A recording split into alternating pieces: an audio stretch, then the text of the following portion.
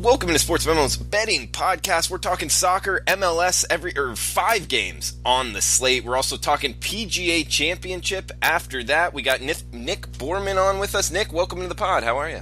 Hey, Drew, I'm doing well. Glad to be here today. Going to break down some games with you. Looking forward to it. And you hit on the PGA Championship this week, which is second major of the year. So looking forward to sitting down and watching that all weekend long.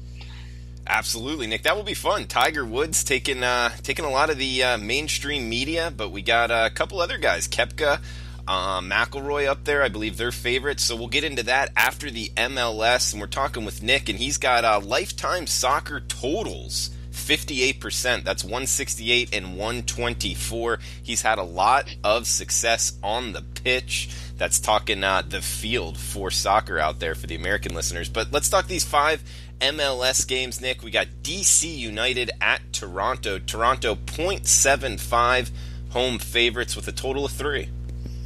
Yeah, so Toronto has they've struggled with injuries so far this season. The good news for them is that Josie Altidore made his return last week, coming in on as a sub against Philly. But it was too late, as they were trailed 1-2 by the time he came on, and that's where the game had finished, which marks their second straight loss and third in 4 games. The bad news is 2 of their key players on the back line and their defense left that game due to injury and most likely won't be playing tonight. Oro with back spasms and Saman with an ankle injury. So for a team that struggled really the last 2 seasons, all last year and so far this year on defense, that's not a good sign for them. And it's always hard to back a team, no matter what sport it is, that just can't stop anyone from scoring on them, no matter how good their offense has looked at times. When both Altidore and Pozuelo play, they're one of the best 1-2 punches in the league and have combined for 10 goals already on the season. But like I said, it doesn't matter what you score. If you can't stop anybody, it's going to be tough to cover any sort of number. DC, on the other hand, they've been playing well on both sides of the ball all year, but especially on defense. Except for their 0-4 loss they had against LAFC, which is the best team in the league right now. They've conceded just 7 goals in their 11 other games and have kept 6 clean sheets, which is pretty damn impressive to do that in over half of your other games. They've won 3 of their last 4 games as well, and they beat Columbus twice during that run, and Kansas City as well, who are both good solid teams. These are 2 of the better teams in the East, but with some injuries to Toronto's already weak defense, I think the play here has to be on DC catching 0.75. I think that number is just too big. If Toronto does win, I doubt it will be by more than 1 goal. So I'm looking at this as a half wager risk to win a full wager. So DC on this one, Drew, plus 0.75, I think is a great price to get them at. Nick, we got Portland at Houston up next. Houston minus 0.75 home favorites. Also, the highest total I've seen here, 3.25. The total going over 3 for the first time that I can remember, Nick. What are you seeing here? Yeah, so a lot of that total that you mentioned there, Drew, is based on Portland and their defense, which has been tough all year. Although the last few games, they finally have started to come around a little bit. They actually won their last 3 games before losing 0-1 last week at Vancouver on Friday night. They have just 2 more games left before they finally get their home opener of the year, which is odd to say, but they had to open this year with 12 straight road games due to their stadium, Providence Park, being finished for renovation. So they're just counting the days right now until they can finally return to home. And then what's good news is for them is when you have such a home-heavy schedule at the end of the year, you got a lot of chance to make up ground on other teams as right now they need to, because they started off so poorly that they're in a little bit of a hole. But they're still a solid team, and I think they'll be able to pull their way out of it over the course of the season. But it's a tough spot to continue to have to play on the road every week. They did make a big signing last week, Brian Fernandez, who's a star forward from Necaxa in Mexico's Liga MX. He scored 16 goals for that team last year in 30 games. So there's hope that he may be ready to play tonight's game. But you can't expect a lot from him right away in the first game with a new club, trying to get used to the players, used to the system. Most likely, if he does play tonight, I think he comes on later in the match as a sub. But it does give the team a lot of excitement to look forward to as they progress through the season. Houston, they made a strong turnaround from last year. They failed to make the playoffs, but they currently are off to a 6-1-2. That would be 6 wins, 1 draw, 2 loss record to start the year, and they have a nice +7 goal differential. At home, they've been very good with 5 straight wins after an opening day draw, so they haven't lost yet at home. They did lose 0-1 at Seattle last weekend, but they played very, very well and hung with Seattle all game, and they certainly could have earned a draw there. And Seattle's one of the toughest places to play in the league. So just shows that this team has made a good turnaround this year and looks like one of the better teams to beat right now in the league. Portland also has a terrible history when traveling to Houston. They've only made 8 trips there all time, but they've never won. The Houston has won 4 times with 4 draws, but Portland has never won in Houston. And Houston won 4-1 here last year. So I think this is a tough midweek game for Portland. I think, again, going back to the fact that they've had to travel every game so far, but add in the fact that it's on short rest, I think the play here has to be on Houston. I don't love the line at -0.75. And the 3-way price is around -140 or -145. So not a ton of value here. So I wouldn't throw a lot on this game, but I think Houston is the only way to play this one, Drew. Nick, we got the Atlanta United traveling north of the border and to the West Coast here to face Vancouver. Long travel spot here with Vancouver -0.25 home favorites. Total of just 2.5 here. Lowest total of the games we'll talk about. Yeah, you hit on a good point right off the bat. Big travel schedule here for them, going north and going west. Midweek. Doing it on the weekends one thing, but going midweek's that much tougher. Atlanta, though, the last few games they've really started to come around, and they look like the defending champions that they are after a really slow start to the year. They have 4 straight wins, although 3 of those were on the road against non-playoff teams from last year. And the lone road win was against Kansas City, who's not off to a great start this year. So I don't want to put a lot on the teams that they've beat, but they have looked very good during that run. They're playing a completely different way than they were last year. Last year they were a high press team. This year they're under the new manager Frank DeBoer. He's got them sitting back a little bit more, playing more possession ball and trying to hit more on the counter. And their current run of 4 straight games were all clean sheets, Drew. So it obviously appears to be working for the team. They're not letting anybody get any real good chances on them right now. And one good stat on them is every game for Atlanta, this total's a little low, but every game for Atlanta has stayed at 3 goals or less. So I have been on them a couple times the last few weeks, staying on the under because of how strong their defense has been. Vancouver also off to a very slow start to the year, but they've now won back-to-back games against Colorado and Portland. However, when you kind of look at those games a little bit more closely, Portland outplayed Vancouver and put up 27 goal attempts, but only could get 5 on target compared to just 12 goal attempts with 3 on target for Vancouver. So as we've talked about before, the final score of a lot of these games, if that's all you're looking at, doesn't necessarily always paint the right picture, I guess you could say, of some of these games, and Portland was definitely the better team there. And then the win against Colorado, you can't get too excited about that. Colorado's off to the worst start in MLS history, so I won't say a ton about winning that game because everybody's beating them right now. I think Atlanta's run is for real, and I just don't think Vancouver, even though they won back-to-back games, I don't think they're quite to that level yet. But you bring up the good point here that traveling this far midweek is a tough thing. So I would be wary here. I do like Atlanta. I think there's some value on them. Obviously, the odds makers are on the same page you are here with the travel schedule. I think we would probably see this priced more like Atlanta, -110, -120 if it was on the weekend. But the fact that it's short rest here, they're at +120, maybe +125 to win the game. So I like Atlanta catching a little bit on the underdog number to go in there and come away with a win here, Drew. Nick, we got one more game on tonight's slate. Orlando at Seattle. Seattle heavy favorites here, 1.25, meaning, I guess if you can explain that to the listeners, but having to win by more than a goal is what it sounds like to me. Total of 2.75 or some 3s out there in the marketplace. Yeah, so -1.25. We've talked about it before. Anytime you see these quarter goal lines, you're talking about actually splitting your bet in half and taking half of the line at -1 and half of the line at -1.5.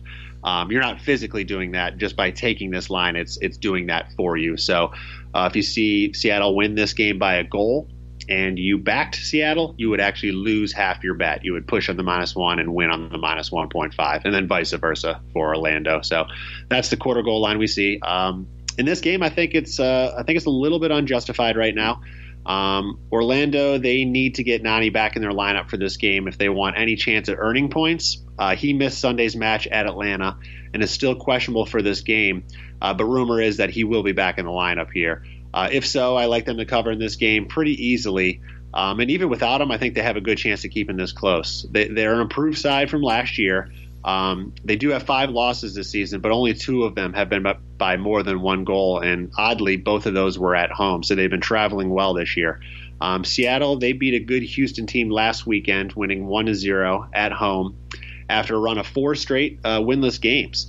They're still one of the best teams in the league, and it's always a tough place when you got to go to Seattle to play. But they're not scoring at the same clip that they were in the beginning of the season, and they've not won a game and covered this number in 8 straight matches. So all trends here are pointing towards an Orlando cover, Drew. I think the number is just a little too high. If this was at -1, I could see maybe making the play on Seattle because there's a good chance they could win, but I just don't see them winning by more than a goal here. So I like Orlando catching the plus 1.25 in this one.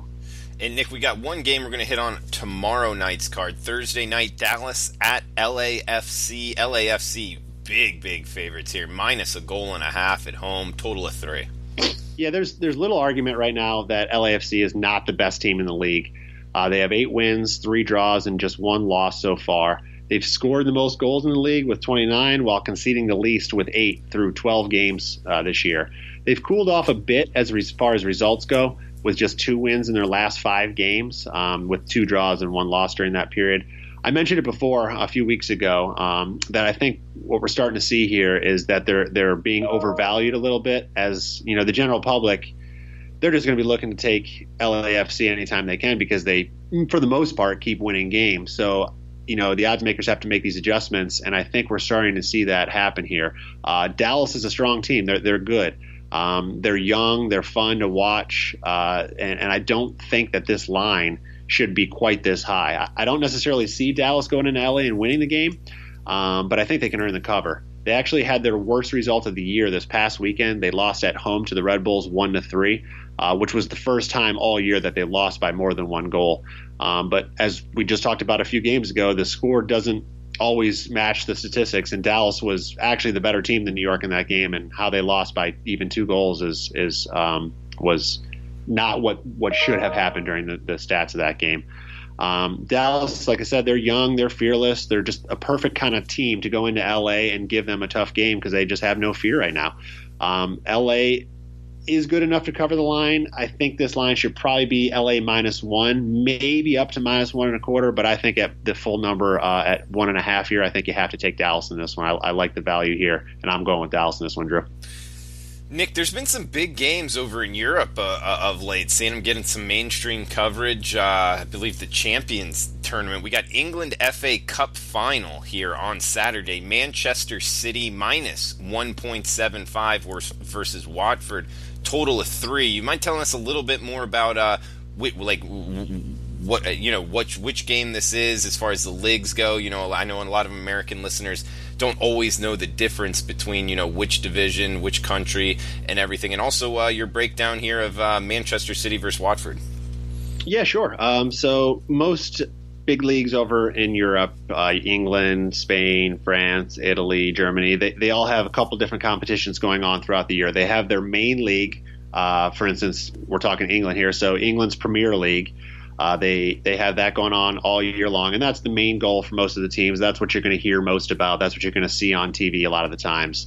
But secondary to that, they also have 2 different tournaments that go on concurrently throughout the entire year. One of those is what we're going to be previewing here. It's the FA Cup. So it's an old tournament that goes back way before the Premier League started. That kind of it takes all the teams of England. So the Premier League is just the top 20 teams in the country that play in a 38-game everybody plays everybody league. But the tournament goes back to all the way down to the lowest level of English football, and encompasses any team that wants to play.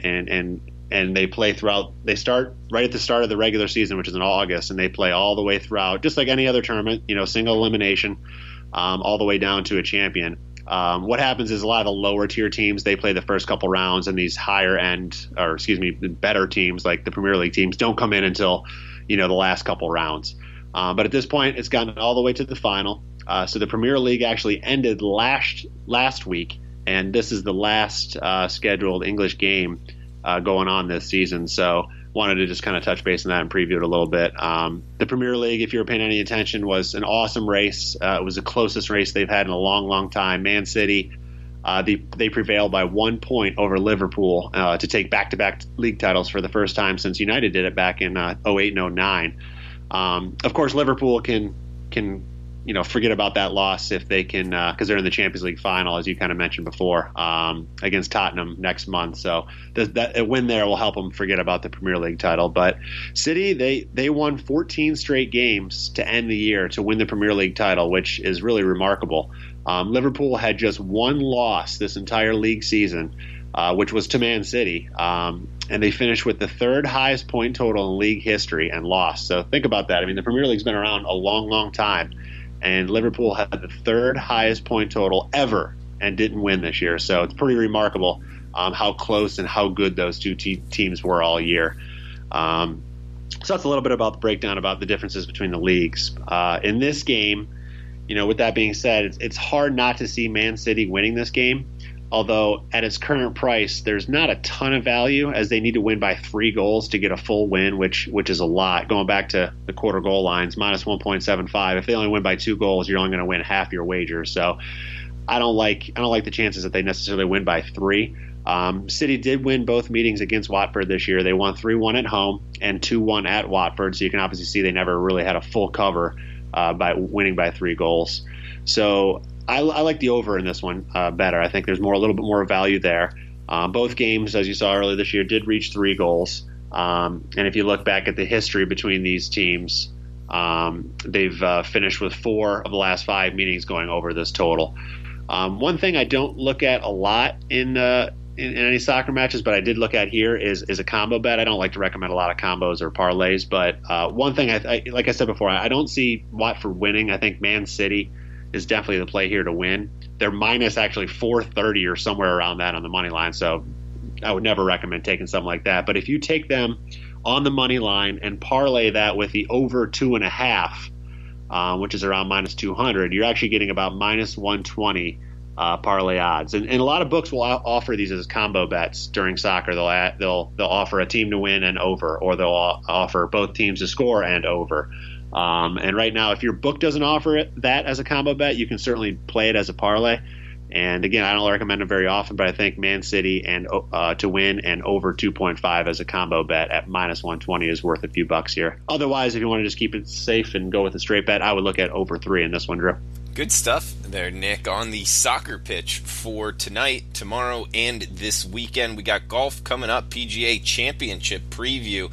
Did want to let you know of the podcast special for today. The coupon code is NICK99. That's NICK 99 at checkout for Nick's 30-day all access for golf and soccer. So you'll get both his golf and his soccer for just $99. It's normally priced at $229, so more than half off using this code, guys. Good deal for the next 30 days, all access. That's all access for both golf and soccer, not just all access for soccer, not just all access for golf. There's all those choices there on the website at sportsmemo.com. So it's 30-day all access for golf and soccer for just $99, more than half off. Check it out at sportsmemo.com, and that coupon code is NICK99 at checkout. Nick, we got the PGA Championship Preview. Tiger Woods getting the mainstream media here, but and he is one of the favorites. Not I don't believe the top line favorite. I think McIlroy and maybe Koepka, I believe, were both 10-1. I'm not sure on that, but man, I'll throw it over to you. What are you looking to bet here, PGA Championship this weekend? Yeah, you're right on the money there. I mean, depending on the books you go to, Dustin Johnson, Rory McIlroy, Brooks Koepka, and Tiger are all the betting favorites. They're either 10-1 or 11-1, any one of those combinations. So those are definitely the 4 guys that everybody's kind of looking at as the best bets for this week. One quick note here on the PGA Championship. We talked about it before, but they moved this tournament's normally played in August. they moved it up to May so they could end the season a little sooner and not compete with the NFL. So I don't think it'll change much in how the tournament itself is being played, other than the weather is going to be a little bit cooler than it otherwise would have been in August. And some of the players have made adjustments to their regular schedules this time of year to prepare for the event, but I don't think you'll see a huge change in the tournament itself. Everything I've heard so far is that the course is looking really, really good shape, because there was a concern with it's being played in Long Island. So if you're up in the north at all, you know that it takes a while for golf courses to kind of come in, and get in full good shape, because May is not, April and May aren't necessarily the best weather. It's not until June that, the weather really starts to warm up this way. So, but all rumors are that the course is in great shape and there's no concern there. But they're playing Bethpage Black, which for the third time in history, hosting a major. Tiger Woods won in 2002 here at the U.S. Open, and then Lucas Glover won in 2009. So those are the only two times there's ever been a major at Bethpage Black.